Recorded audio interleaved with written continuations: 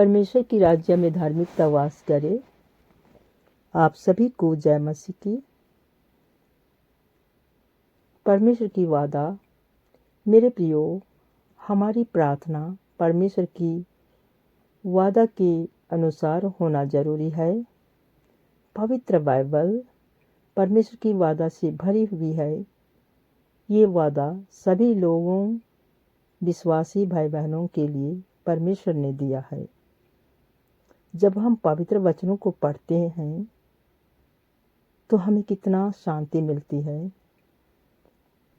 हम जीवन की जिस परिस्थिति में रहे, चाहे सुख हो या दुख, जब हम प्रार्थना करते हैं तो पवित्र बाइबल में परमेश्वर ने जो वादा दिया है उस वादा को लेकर प्रार्थना करें। लिखा है मत्ती रचित सुसमाचार अध्याय 7 आयत में, मांगो तो तुम्हें दिया जाएगा, ढूंढो को तो तुम पाओगे, खटखटाओ तो तेरे लिए खोला जाएगा। हमें मांगना है,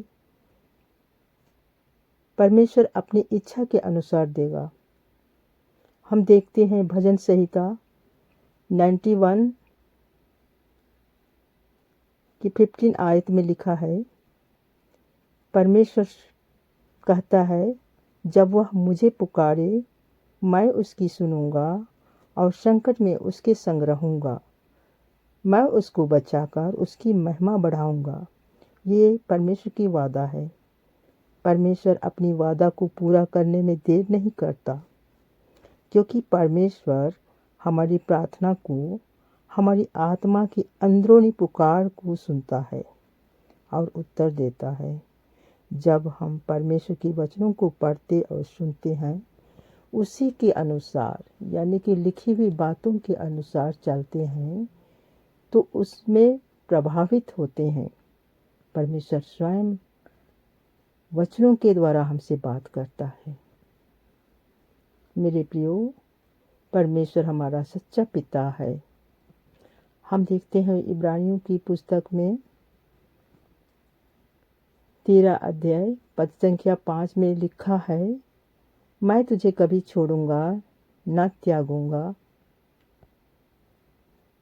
वचन में लिखा हुआ है, तुम्हारा स्वभाव लोभ रहित हो और तुम्हारे पास है उसी पर संतोष करो, क्योंकि उसने आप ही कहा है, मैं तुझे कभी ना छोड़ूंगा ना त्यागूंगा। देख लीजिए मत्ती रचित सुसमाचार अध्याय 28 पद संख्या 20 आयत में लिखा है, और उन्हें सब जो मैंने तुम्हें आज्ञा दी है मानना सिखाओ।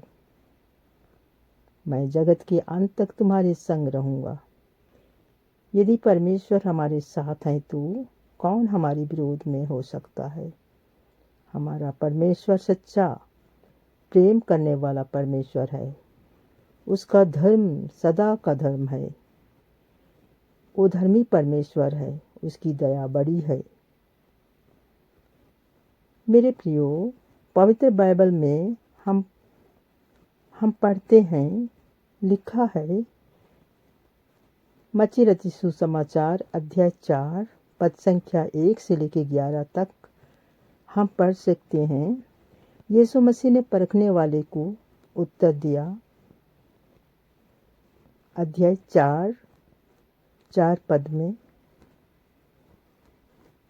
मनुष्य केवल रोटी से नहीं परंतु हर एक वचन से जो परमेश्वर के मुंह से निकलता है जीवित रहेगा।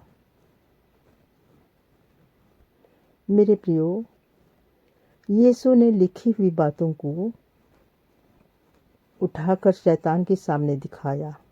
ये वचन लिखा हुआ है व्यवस्था विवरण 8 अध्याय 3 आयत में।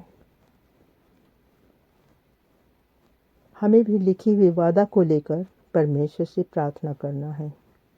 हमारे भारत देश में भी जज के सामने वकील भी लिखी हुई कानून को उठा के दिखाता है और उसकी सुनी जाती है।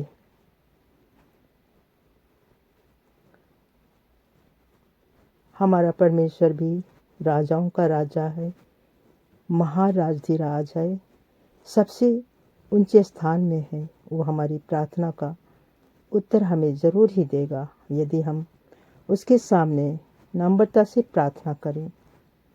वो हमारा सृष्टिकर्ता परमेश्वर है और हमें पृथ्वी पर अपनी महिमा के लिए रखा है।